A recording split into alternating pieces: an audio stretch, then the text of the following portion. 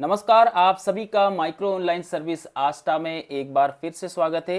दोस्तों, आज के इस वीडियो में हम बात करने वाले हैं सोसाइटी रजिस्ट्रेशन का। फर्म या सोसाइटी रजिस्ट्रेशन कैसे करें, आइए जानते हैं पूरी जानकारी स्टेप बाय स्टेप। ज़रा सी एक गलती आपने की तो आपका चालान और जो प्रोसेस कर रहे हैं सब कुछ आपका व्यर्थ हो जाएगा। तो ध्यान दीजिएगा, पूरी प्रोसेस में आपको जो ऐसा बता रहा हूँ पहले आपको देख लेना, उसके बाद आपको प्रारंभ करना है। यहाँ पर एमपी ऑनलाइन की वेबसाइट पर आपको आ जाना है। जैसे आप एमपी ऑनलाइन की वेबसाइट पर आए, यहाँ पर नागरिक सेवा केंद्र, इसमें नागरिक सेवाएं, इसके ऊपर आपको क्लिक करना रहेगा। आवेदन के ऊपर क्लिक करना रहेगा। जैसे आप आवेदन के ऊपर क्लिक करते हैं तो नीचे एक आपके सामने एक ऑप्शन आए फर्म एवं सोसाइटी रजिस्ट्रेशन, तो आप इसके ऊपर क्लिक कर देना है। जैसे आप इसके ऊपर यहाँ पर क्लिक करते हैं तो एक विंडो नहीं आपके सामने यहाँ पर ओपन हो जाएगी। अब देखिए, सबसे पहली बात तो ये है कि आपको शुरुआत कहाँ से करना रहेगा। सबसे पहला जो मेन टॉपिक होता है वो यहीं से होता है कि आप जो स्टार्टिंग कहाँ से करेंगे, शुरुआत कैसे करेंगे। सबसे पहले यहाँ पर देखेंगे एग्जिस्टिंग यूजर, अगर आप पहले से रजिस्टर्ड हो तो यहाँ पर लॉगिन करना होगा। अभी तक आपने कुछ भी नहीं किया है तो सबसे पहले आपको यहाँ पर क्लिक करना होगा क्रिएट न्यू लॉगिन। आप इसके ऊपर जैसे क्लिक करते हैं तो एक नई विंडो आपके सामने यहाँ पर ओपन हो जाएगी। अब यहाँ पर आपको ध्यान देना है, आपका मोबाइल नंबर और जीमेल आईडी दोनों से आपको वेरिफिकेशन करना होगा। अपनी जीमेल आईडी को यहाँ पर डालेंगे और इसके बाद में मोबाइल नंबर को यहाँ पर डालेंगे।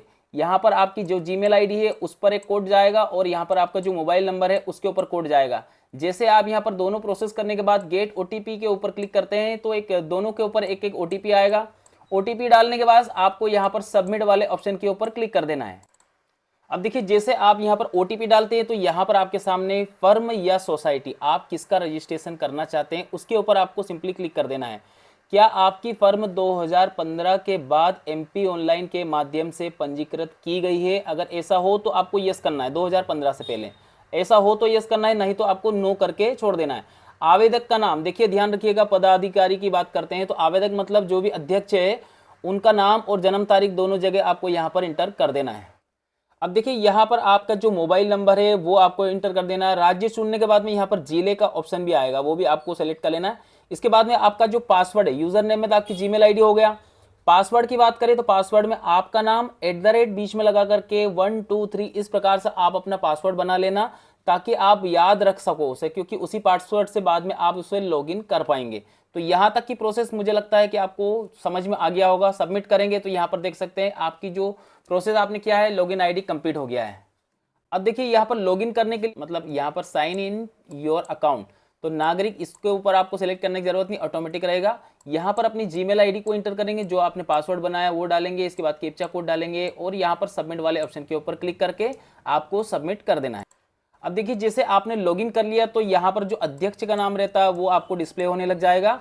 अब इसके बाद में यहाँ पर आपको जो मेन काम आपका जो स्टार्ट होता है वो यहाँ से होगा।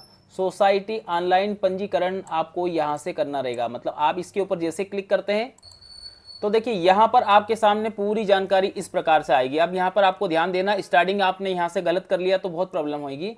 नियमावली ओपन करके यहाँ से आप देख सकते हैं, जैसे आप इसके ऊपर क्लिक करते हैं तो नियमावली जो भी रहती है वो यहाँ पर डाउनलोड होकर के एक तरफ आ जाएगी। देखिए, कुछ इस प्रकार से आपकी नियमावली वगैरह आएगा, तो ये आपको यहाँ पर ओपन कर लेना है, इनको प्रिंट आउट भी ले लेना है।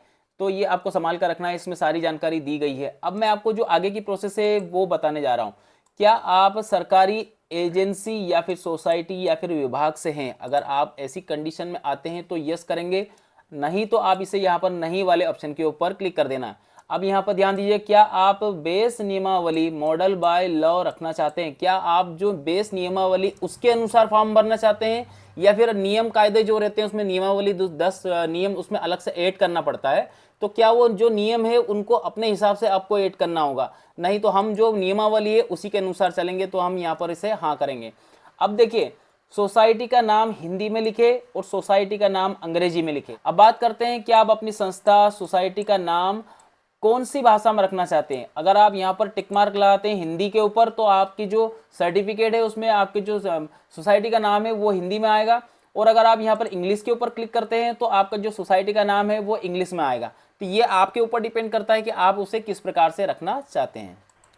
देखिए, यहाँ तक की पूरी प्रक्रिया आपको समझ में आ ही गया होगा। अब इसके बाद में जारी रखे, जैसे आप यहाँ पर जारी रखे वाले ऑप्शन के ऊपर क्लिक करेंगे, देखिए अब यहाँ पर आपको ध्यान देना है। यहाँ पर आपके सामने इस प्रकार की जानकारी आ जाएगी। यहाँ पर आपका सोसाइटी का नाम, जो भी ये आपका जो नाम है वो यहाँ पर आ जाएगा। सोसाइटी का प्रधान कार्यालय, मकान क्रमांक, तो यहाँ पर मकान क्रमांक आपको डाल देना है। इसके बाद में जिला कौन सा है वो जिला सेलेक्ट कर लेना, तहसील कौन सा लगता है वो तहसील आपको सेलेक्ट कर लेना है। यहाँ पर अपनी जीमेल आईडी दिखेगी आपको, यहाँ पर अध्यक्ष का मोबाइल नंबर आपको देखने को मिल जाएगा। अब यहाँ पर आपका जो पिन कोड है अध्यक्ष का ही आपको डालना है। इसके बाद में यहाँ पर संस्था का प्रकार और आवेदन का प्रकार, चलिए मैं आपको बता भी देता हूँ, और शुल्क क्या रहेगा वो भी आपको समझ लेना। अब यहाँ पर सबसे पहले आपको समझना है संस्था का प्रकार क्या है, साधारण संस्था, महिला मंडल या फिर युवक मंडल। देखिए महिला मंडल का एक समूह वगैरह बनता है वो यहीं से बनता है, महिला मंडल के समूह को भी आप यहाँ से बना सकते हैं, युवक का कोई मंडल वगैरह हो तो आप यहाँ से बना सकते हैं, और साधारण संस्था जिसमें सब कुछ आ जाता है तो आप यहाँ पर साधारण संस्था ले सकते हैं।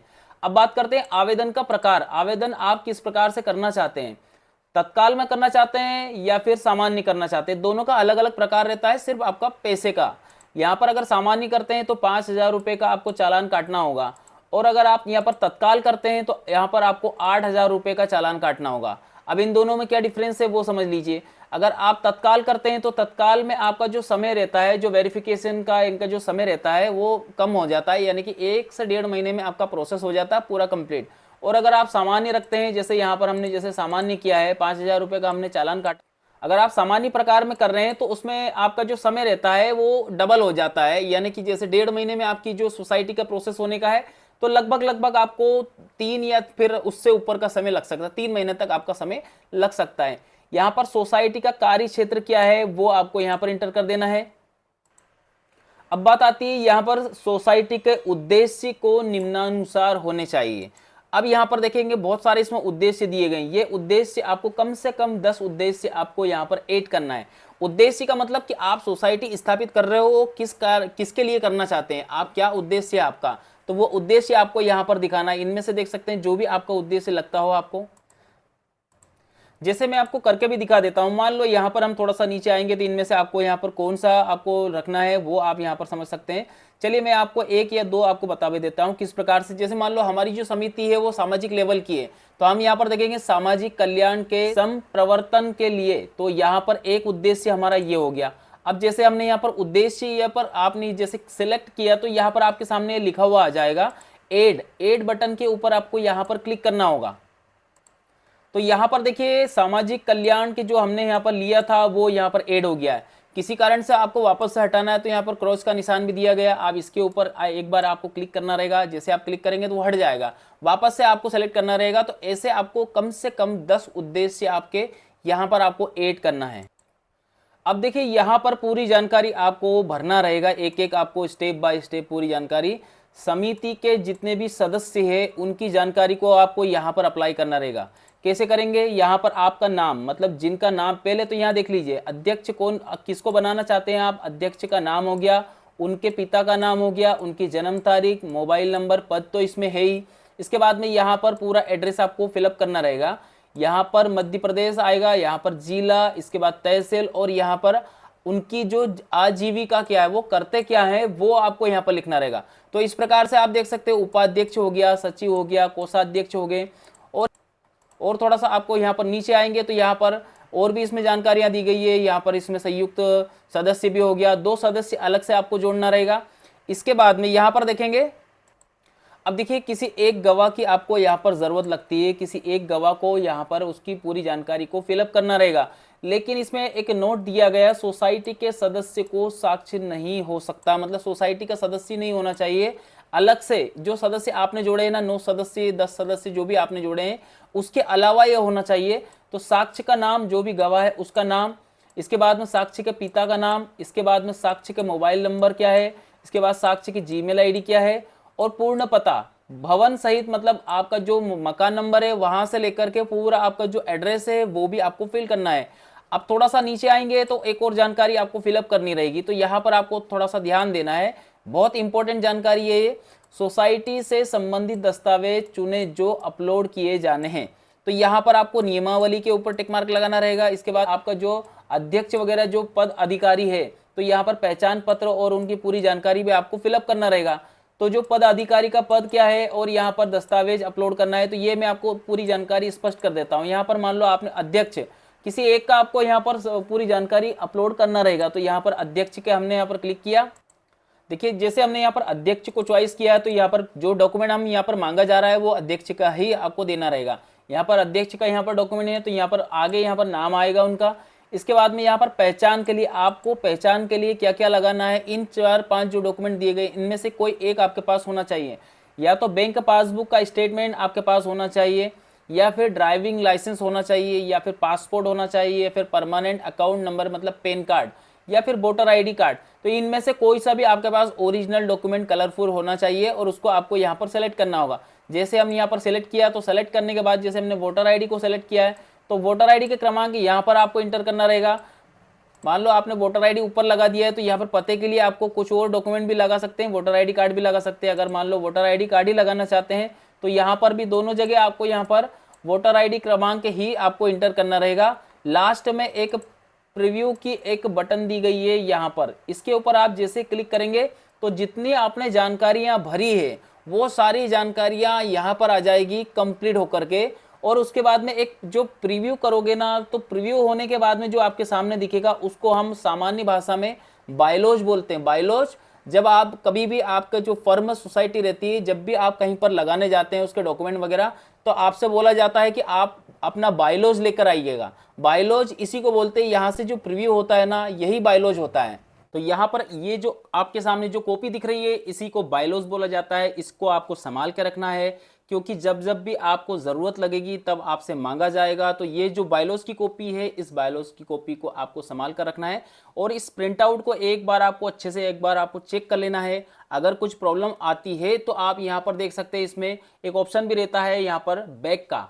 आपके इस फॉर्म में आपने जो प्रोसेस किया है यहाँ तक की पूरी कंप्लीट जानकारी को आप यहाँ पर चेक कर लेंगे। कुछ प्रॉब्लम आती है तो करेक्शन कर सकते हैं। और अगर ऐसा लगता है कि आप कंप्लीट है तो आप इसे सेव करेंगे। जैसे आप सेव करते हैं तो सोसाइटी जानकारी सफलतापूर्वक स्वीकार कर ली गई है।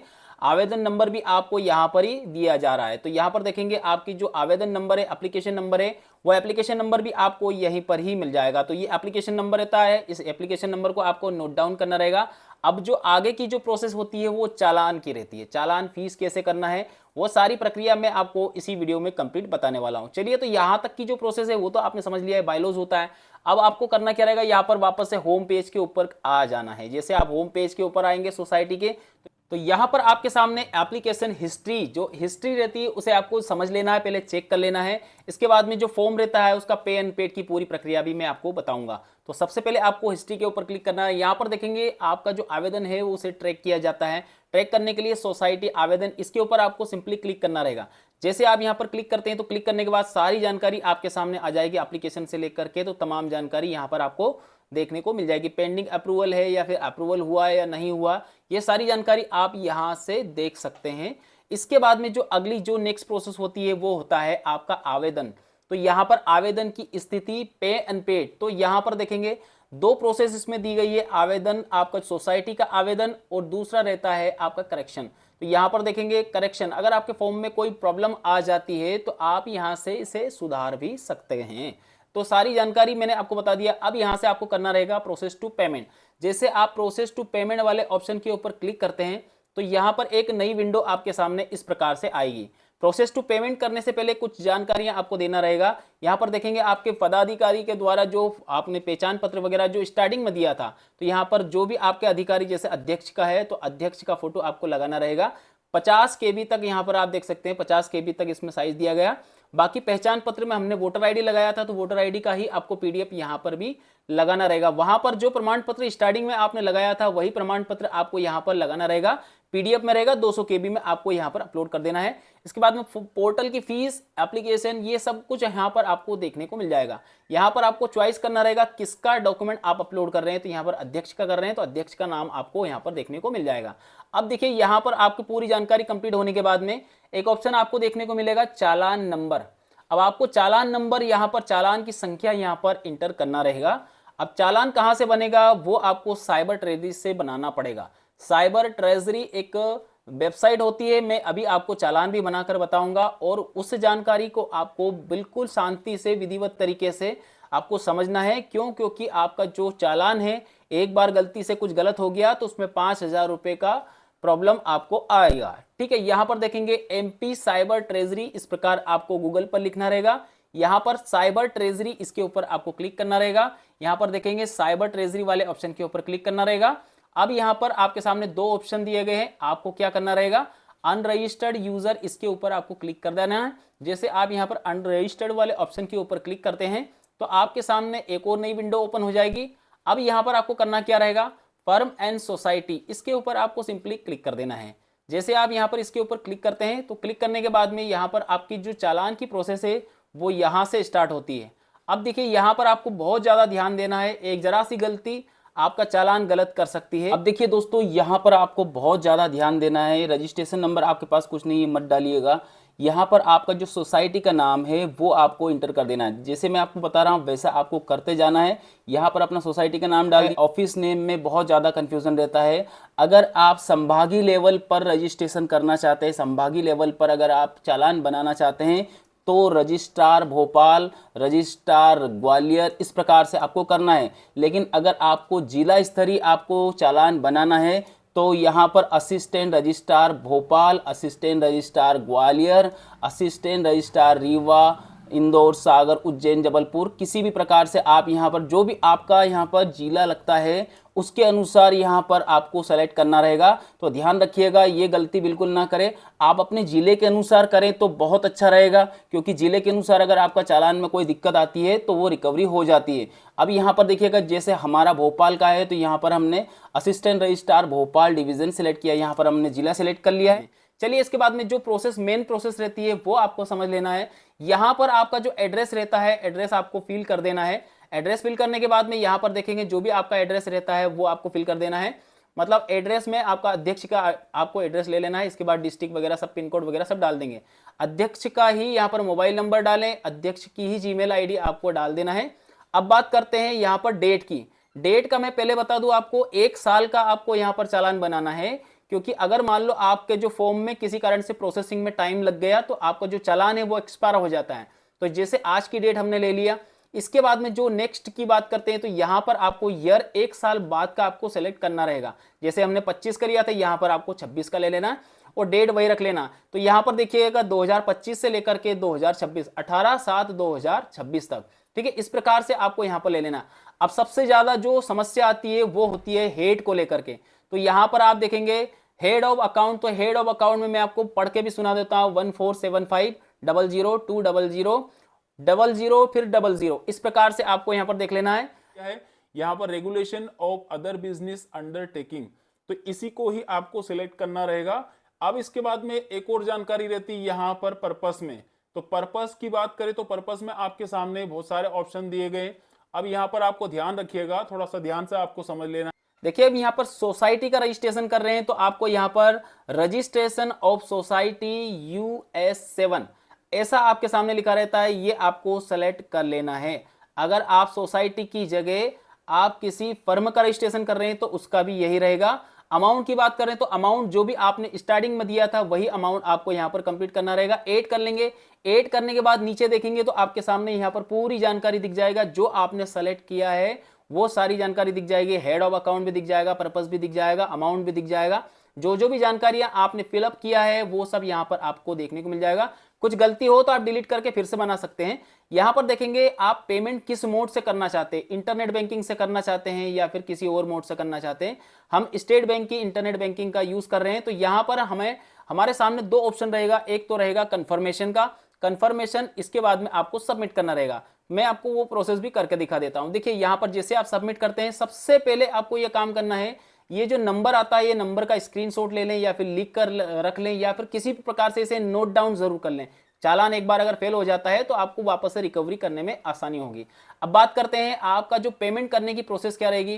किसी भी मोड से कर सकते हो, इंटरनेट बैंकिंग, यूपीआई फी या फिर अदर बैंक इंटरनेट बैंकिंग या फिर क्रेडिट कार्ड, किसी भी मोड से आप पेमेंट को कर सकते हो। यहां पर देखेंगे जब आपका चालान बन जाता है तो चालान नंबर आपको यहां पर एंटर करना रहेगा। उसी साइबर ट्रेजरी का जो चालान नंबर रहता है उसमें से आपको यहां पर कॉपी पेस्ट कर देना है या फिर आप टाइप कर सकते हो। तो जो साइबर ट्रेजरी पे हमने जो चालान बनाया था उसी चालान को आपको यहां पर उस नंबर को एंटर करना रहेगा। 2 नंबर रहते हैं वहां पर, एक TRC नंबर होता है, एक चालान नंबर होता है। दोनों को आप कॉपी करके देख लेना। अगर कभी कभी ऐसा होता है कि आपका नंबर यहाँ फेस नहीं हो पाता है चलिए इसके बाद में जैसे प्रोसेस करते हैं तो आपको 100 रुपए का एक अलग से एक पेमेंट और करना रहेगा। अगर आप एमपी ऑनलाइन मित्र हैं तो आप एमपी ऑनलाइन से भी पेमेंट कर सकते हैं, अगर आप एमपी ऑनलाइन मित्र नहीं है तो डायरेक्ट भी आप पेमेंट कर सकते हैं। तो दोनों मोड इसमें दिए गए हैं। मैं एमपी ऑनलाइन मित्र हूं तो यहां पर एमपी ऑनलाइन से पेमेंट करूंगा। चलिए इसके बाद की जो नेक्स्ट प्रोसेस होती है वो आपको देख लेना है। इस प्रकार से आपका जो 100 रुपए का चालान रहता है इसे भी आपको संभाल करके रखना है। यहां पर देखेंगे ये कंप्लीट जानकारी होने के बाद आप इसे प्रिंट आउट ले सकते हैं या फिर आप स्क्रीनशॉट ले सकते हैं, इसको भी संभाल करके रखना है। अब इसके बाद की जो जानकारी, बेसिक जानकारी अब आपको समझ लेना है। आवेदन को ट्रेस करना है तो यहां पर जाएंगे, आवेदन किस प्रकार से आपको ट्रेस करना है। जैसे आप आवेदन की स्थिति के ऊपर क्लिक करते हैं, जब पेमेंट हो जाता, कंप्लीट हो जाता, तब क्या आएगा, तो यहां पर आपके सामने पंजीयन वाले ऑप्शन के ऊपर आप जैसे क्लिक करते हैं तो क्लिक करने के बाद में आपके सामने कुछ और दिखेगा। मैं आपको वो भी दिखा देता हूं। यहां पर संशोधन कुछ करना चाहते हैं तो वो भी हो सकता है। चलिए इसके बाद में यहां पर जैसे हमने पंजीयन वाले ऑप्शन के ऊपर क्लिक किया, आपका आवेदन अभी प्रक्रिया में है। अब आपको 1, 2 या 3 दिन के बाद में वापस से इसे चेक करते रहना है। अगर कोई क्यूरी वगैरह कुछ आती है तो उसे आपको शॉर्ट आउट करना रहेगा। यहां पर देखेंगे बहुत सारे इसमें मैनुअल वगैरह भी दिया गया है, ये भी आप देख करके पूरी जानकारी को समझ सकते हैं। बायलॉज के साथ में ये मैनुअल भी लगता है जब आप बायलॉज देने जाते हैं तब। वीडियो अच्छा लगे तो एक लाइक करके चैनल को सब्सक्राइब करें, वीडियो को लाइक करें। धन्यवाद आप सभी का वीडियो देखने के लिए। आपका दिन शुभ रहे। जय श्री राम।